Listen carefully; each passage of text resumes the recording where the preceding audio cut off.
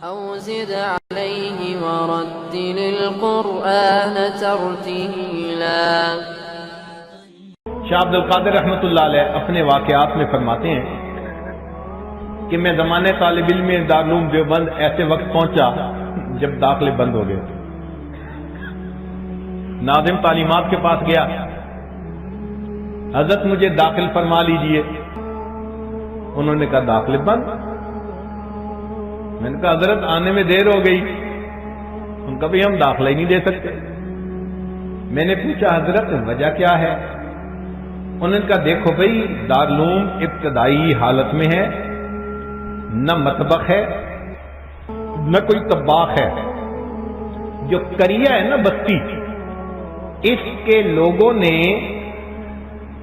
ایک طالب علم، دو طالب علم، تین طالب علم، مختلف طلباء کا کھانا اپنے ذمے لیا ہوا ہے۔ وہ طلباء پڑھتے یہاں ہیں اور کھانا ان کے ذمے کھاتے ہیں۔ اب پوری بستی میں ایک گھر بھی ایسا نہیں کہ جو کسی اور طالب علم کا کھانا ذمے لے، تو ہم آپ کو نہیں رکھ سکتے۔ فرماتے ہیں میں نے کہا کہ حضرت کھانا میری ذمہ داری، آپ مجھے کلاس میں بیٹھنے کی اجازت دے دیں۔ لو مجھے مشروط داخلہ مل گیا۔ اب داخلہ ملنے کے بعد میں طلباء کے ساتھ سارا دن پڑھتا، جب رات آتی تو طلباء کے ساتھ بیٹھ کے میں تکرار کرتا۔ جب طلباء سو جاتے میں اساتذہ کی اجازت کے ساتھ دارالعلوم سے باہر نکلتا۔ دیوبند بستی میں اس وقت 2 فروٹ کی دکانیں تھیں، سبزی فروٹ کی۔ میں وہاں چلا جاتا، کبھی تربوز کا چھلکے، کبھی خربوزے کے چھلکے، کبھی امرود کے چھلکے، کبھی سیب کے چھلکے۔ میں وہ چھلکے اٹھا کے لاتا، ان کو دھو کے پاک صاف کر لیتا اور ان کو بیٹھ کے کھا لیتا۔ یہ میرا 24 گھنٹے کا کھانا ہوتا۔ میں نے سارا سال پھلوں کے چھلکے کھا کر گزارا کیا، اپنے سبق میں ناغہ نہیں ہونے دیا۔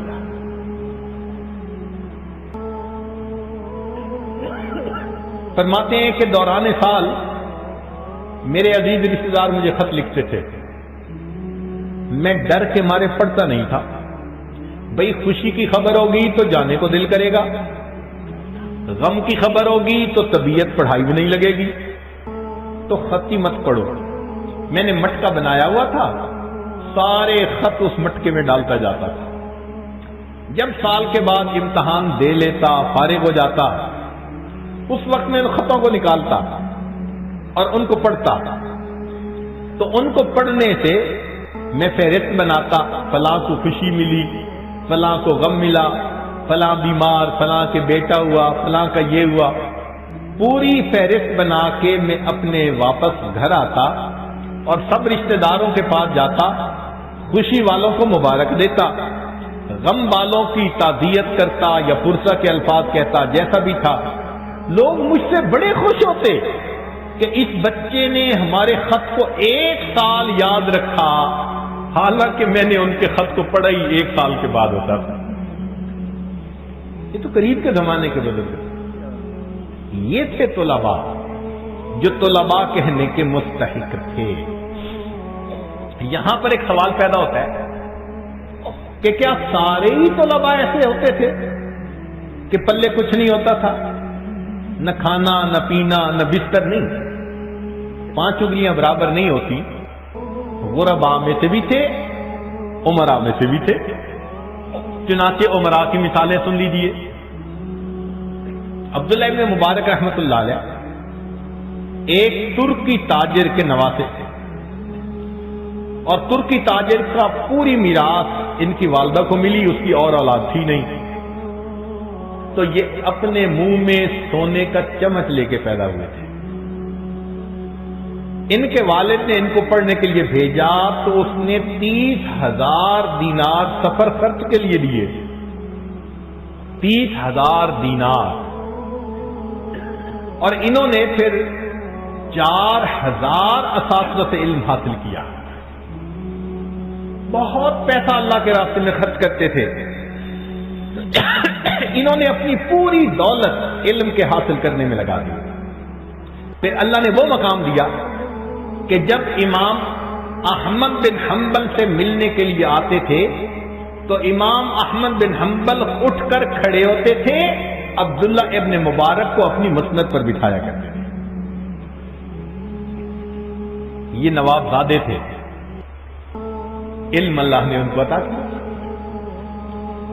ہارون رشید کا ایک بیٹا تھا، رہتا محل میں تھا، مگر اس کو محل سے کوئی دلچسپی نہیں تھی، سادہ کھانا کھاتا، سادہ کپڑے پہنتا۔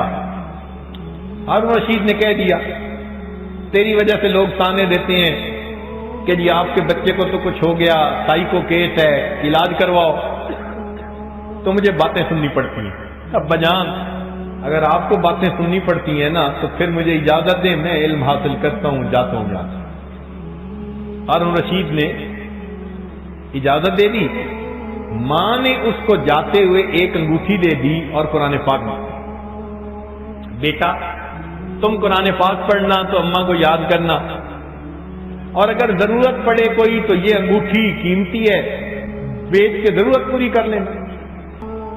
وہ نوجوان گیا، مسجد میں اعتکاف کی نیت سے رہتا تھا، ہفتے میں ایک دن کام کرتا تھا، ہفتے میں ایک دن کام کرتا تھا، وہ بھی جب مدرسے میں چھٹی ہوتی تھی، چھٹی کے دن مزدوری کرتا تھا، اور مزدوری کر کے اتنی مزدوری لیتا تھا جس سے کہ اس کو 6 روٹیاں مل جاتی تھی،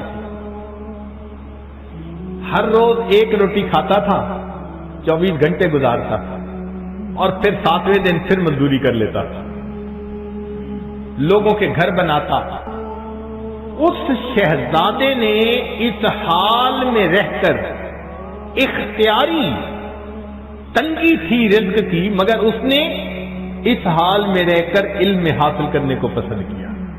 تفصیل پڑھنی ہو تو حضرت شیخ الحدیث رحمۃ اللہ علیہ نے اس واقعے کو تفصیل کے ساتھ لکھا ہے۔ اس وقت امراء کے بچے بھی علم حاصل کرتے تھے، اور یہی نہیں کہ مرد ہی کرتے تھے، عورتیں بھی کرتی تھی۔ چلے میں آپ کو یہی گھر کا واقعہ سناؤں گا۔ حضرت قاری محمد طیب رحمۃ اللہ علیہ پاکستان تشریف لائے، ہمارے حضرت رحمۃ اللہ علیہ سے بہت دوستانہ تھا۔ سب سے پہلی ملاقات ان کی ہمارے حضرت سے حرم میں ہوئی تھی، حرم میں مکہ کا۔ ہمارے حضرت رحمۃ اللہ علیہ کا چہرہ بڑا منور تھا، وہ اتنے خوبصورت اور پر انوار تھے کہ جو بندہ دیکھتا تھا وہ بے اختیار کہتا تھا ما ھذا بشرا ان ھذا الا ملک کریم۔ اور حضرت قاری